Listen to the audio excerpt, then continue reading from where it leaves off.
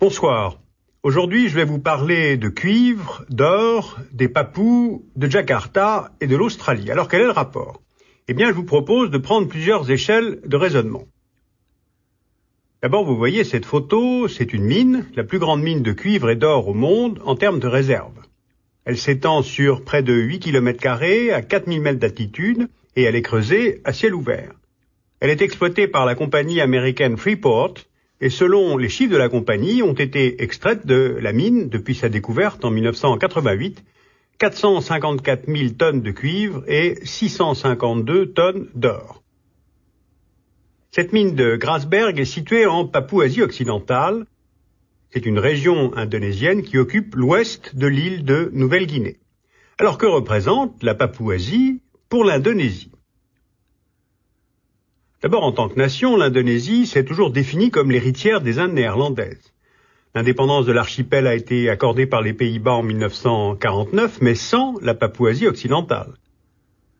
C'est le dernier morceau de l'Empire hollandais à avoir été restitué à Jakarta en 1963. La Papouasie est donc pour les Indonésiens comme un symbole national. L'île d'ailleurs a été rebaptisée Irian Jaya par le président indonésien Suharto. Jaya, cela signifie victoire. Ensuite, cette île est riche. 20% des forêts indonésiennes sont là. Il y a ces mines d'or et de cuivre, mais aussi du nickel, du cobalt, des réserves de pétrole, qui représentent 7% de la production nationale, et un nouveau gisement gazier de Tangguh commencera à être exploité en 2008. Et puis enfin, cette île est grande, 422 000 km², soit 1/5 du territoire de l'Indonésie. La Papouasie est un territoire montagneux qui culmine à près de 5000 mètres d'altitude. Elle compte une multitude de tribus qui vivent là depuis près de 40 000 ans. Mais cette île est peu peuplée. 2,5 millions d'habitants, dont près de 700 000 ne sont pas des Papous, puisqu'ils sont originaires des autres îles de l'Indonésie. Or, si on regarde maintenant l'Indonésie dans son ensemble, le pays fait 2 millions de km², il a 223 millions d'habitants en 2004 et qui sont très inégalement répartis. Java accueille 50% de la population indonésienne, Sumatra 20%. Donc Jakarta peut utiliser la Papouasie pour l'émigration interne en pratiquant là, en plus, une politique d'assimilation des Papous. En somme, nous voilà donc en Indonésie, en Papouasie occidentale. Là se trouve la mine d'or la plus rentable au monde, et cette mine cristallise les tensions entre Jakarta et les Papous. Alors pourquoi? D'abord, ces tensions remontent à 1962, peu avant le rattachement de la Papouasie occidentale à l'Indonésie. Les Papous ont mal accepté de devenir indonésiens, ils n'ont pas reconnu le simulacre de référendum organisé en 1969 par l'ONU auprès de 1054 habitants exactement, qui a confirmé le maintien de la Papouasie dans l'Indonésie. Ensuite a été fondé le mouvement séparatiste papou et son secrétaire général, Tess Eloai, a été assassiné en 2001 par les forces d'élite de l'armée indonésienne. En mars 2006, des manifestations d'étudiants à Timika et à Jayapura, la capitale de la Papouasie, ont demandé la fermeture de la mine de Grasberg, ce qui a débouché sur des affrontements violents entre les services de sécurité indonésiens et les manifestants. Alors ce soulèvement de mars 2006 exprime plusieurs griefs accumulés. D'abord, l'exploitation minière a entraîné des expropriations et des déplacements de population. Plusieurs milliers de Papous ont été contraints à quitter la montagne, alors que la terre et la montagne sont pour eux des lieux sacrés. Ensuite, la compagnie américaine Freeport protège de façon très musclée la mine. Pour assurer la sécurité de ses ingénieurs, Freeport aurait versé aux forces de l'ordre, présentes à Grasberg, environ 20 millions de dollars entre 1998 et 2004. 6 000 soldats seraient stationnés en permanence autour de la mine, ce qui en fait l'une des régions les plus militarisées d'Indonésie. Et puis, troisièmement, les clés de répartition de la rente minière entre la compagnie Freeport, Jakarta et la province de Papouasie ne sont pas satisfaisantes. En 2005, cette dernière n'a touché que 65 millions de dollars de royalties, alors que la mine avait rapporté plus de 1 milliard de dollars au gouvernement central indonésien. La Papouasie reste ainsi la province la plus pauvre d'Indonésie, malgré ses nombreuses ressources naturelles. Et puis enfin, la dégradation de l'environnement liée à l'exploitation de cette mine est majeure. Déforestation massive, cours d'eau empoisonnés, mettant ainsi en danger la santé des habitants.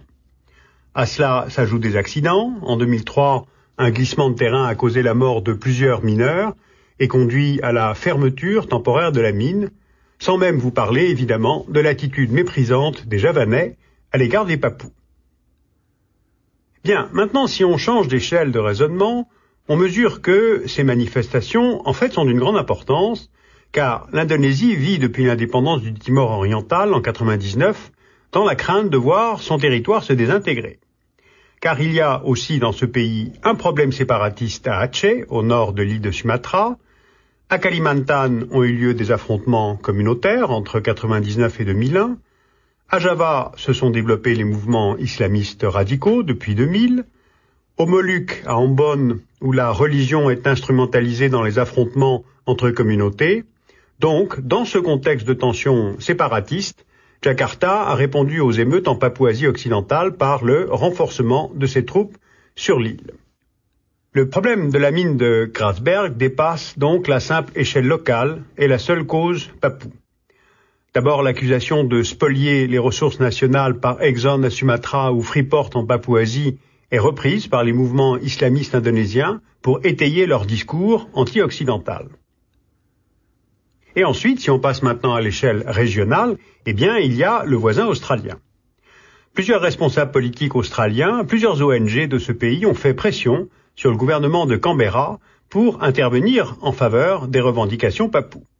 Et la question est devenue plus aiguë encore lorsqu'une quarantaine de Papous ont fui l'Indonésie en janvier 2006 pour se réfugier en Australie, et là, ils ont demandé l'asile politique. Alors que faire ? Pour l'Australie, il n'est pas question de compliquer les relations avec l'Indonésie, qui est son plus proche voisin asiatique, mais en même temps, elle était sous la pression de l'opinion publique et il a fallu accorder un visa temporaire aux réfugiés papous, exactement le 23 mars 2006, ce qui a suscité l'indignation du gouvernement de Jakarta, qui craint que ces réfugiés fassent campagne pour l'indépendance. D'autant qu'il y a un précédent avec le Timor oriental. Ce territoire avait été annexé en 1976 par l'Indonésie et Canberra avait toléré cette annexion.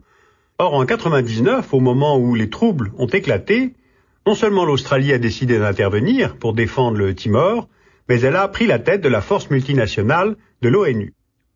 Ensuite, à partir de 2002, Canberra a cherché à renforcer la sécurité régionale, notamment en mettant à la disposition des gouvernements océaniens Fidji, Nauru, les Salomon, la Papouasie-Nouvelle-Guinée, qui jouxte la Papouasie occidentale, un encadrement pour les forces de police locales.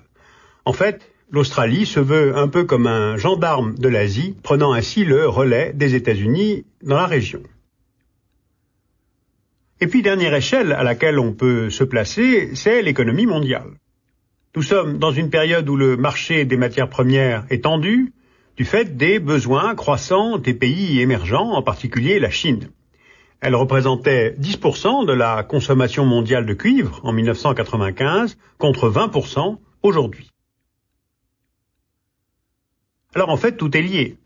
Le prix du cuivre sur le marché mondial a augmenté de 28% entre 2004 et 2005.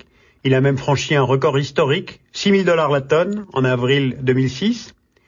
Le prix de l'or a augmenté de 40% en 2005 et atteint son plus haut niveau depuis 25 ans, en 2006. Donc, la question de la redistribution se posera de manière de plus en plus aiguë à mesure que le prix des matières premières augmentera. Donc, problème entre l'État indonésien et la compagnie Freeport. En février 2006, le vice-président indonésien Yusuf Kalla a déclaré qu'avec la hausse des cours de l'or et du cuivre, l'Indonésie devrait recevoir le double ou le triple de sa part actuelle. Mais aussi problème entre Jakarta et les Papous. Tout est lié. Le cuivre, l'or, le marché mondial des matières premières, les puissances régionales comme l'Australie, l'intégrité territoriale de l'archipel indonésien et bien sûr la survie des Papous.